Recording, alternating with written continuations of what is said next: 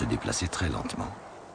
À Demnat, dans l'Atlas central, une piste de sauropodes de l'époque d'Atlasaurus offre à Michel Montbaron et Christian Meyer l'occasion de vérifier cette hypothèse. Ça doit ressembler à l'Atlasaurus, je pense, non? Ça fait quand même presque 1,20 m. Hein, de quoi? le pied.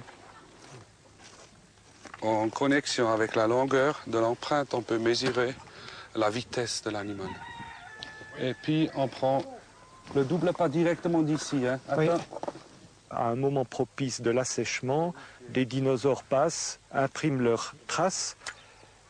Ça s'assèche totalement, la trace est fossilisée et conservée. Et lors du prochain événement d'inondation, de recouvrement par les sédiments, les traces qui étaient asséchées sont préservées par la couche qui s'est déposée au-dessus. C'est bon ici. Moi, je pensais qu'il marchait l'amble, mais je ne suis pas sûr. Mais qu'est-ce que ça veut dire, l'amble? L'amble, tu poses les deux pattes droites en même temps, les deux pattes gauches en même temps, comme ça, comme ça. Est-ce que c'est juste ou pas? On ne sait pas. On ne sait pas. On ne sait pas. Pierce Wright, 114. 114, bon, j'arrive à une hauteur de la hanche de 4,56 m. Hauteur de la hanche, 4,56 m. Ok, Voilà. 4,56 m. Maintenant, l'enjambé, s'il te plaît. Enjambé, RP 356. 356. Bon, j'arrive à une vitesse de 1 km et 200 mètres par heure. Oui, ok, mais c'est pas rapide ça. Ah non, pas du tout. Hein? Il marche très lentement. Il marche lentement. Et s'il se mettait à courir plus fort, ça peut arriver? Oui, ça arrive. Des fois, on arrive à des vitesses de 5 km par heure et par des exceptions à 11 km par heure. Mais là, tu vois plus les empreintes de main. Ouais. Alors celui-là était en train de se balader sur la plage. Mais oui, de toute façon.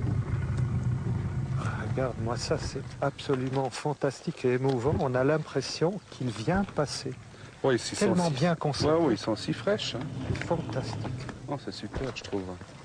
Et puis on va voir s'il y a des autres traces là qu'on peut suivre. Les pas sont très très très courts. Hein.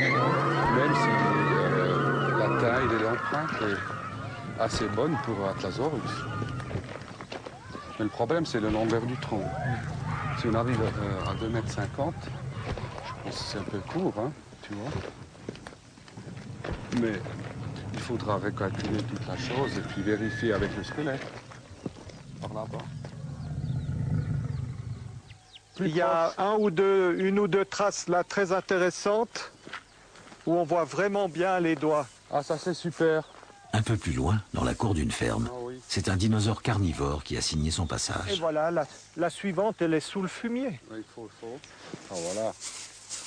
Maintenant, maintenant je le reconnais, ce monsieur. Tu le reconnais? Oui. Alors, il faudrait une troisième au moins pour avoir les pas. Hein. Fossiles et empreintes se complètent pour faire revivre ces animaux disparus depuis si longtemps. Voilà. Ça, j'ai jamais fait avant. Non, tu peux pas avoir. Technologie dans des fumiers. C'est un théropode. Allez.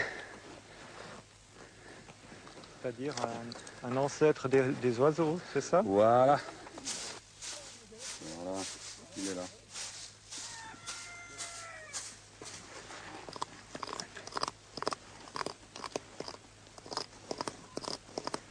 Si on continue de creuser dans cette pente, dans ce niveau-là, on va trouver la suite.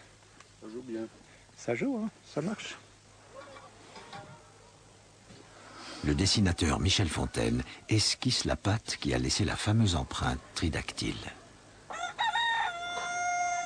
Eh bien, pour arriver à reconstituer une patte tridactyle, c'est-à-dire d'un théropode, un carnivore, on utilise à la fois les squelettes des animaux connus et aussi certains animaux actuels comme les oiseaux qui ont des pattes très similaires et qui laissent d'ailleurs des empreintes très similaires aussi.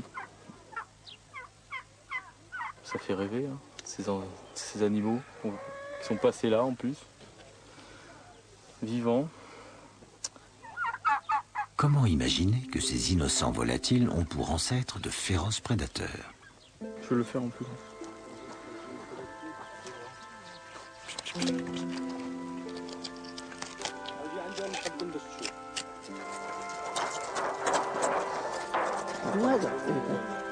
Cet homme n'est pas vraiment étonné de l'apparence de l'animal. Lorsqu'il était petit, les anciens disaient que c'était un monstre qui emportait les enfants qui n'étaient pas sages. C'est important de les dessiner plus précisément pour comparer avec des autres traces qu'on connaît, soit de l'Europe ou bien de l'Amérique du Nord.